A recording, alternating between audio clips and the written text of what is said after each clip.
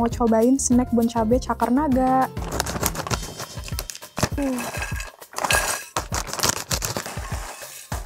Campurin sama yang ukuran 25 gram guys.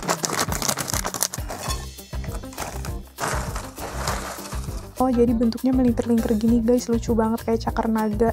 Terus bumbunya juga banyak tuh.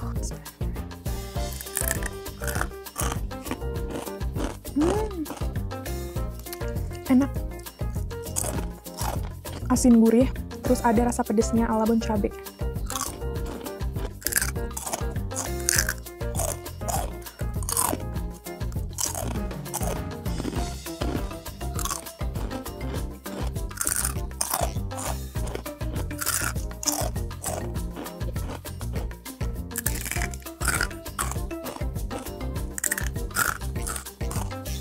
Enak guys, buat cemilan atau buat temen makan nasi atau mie atau apapun, sedep.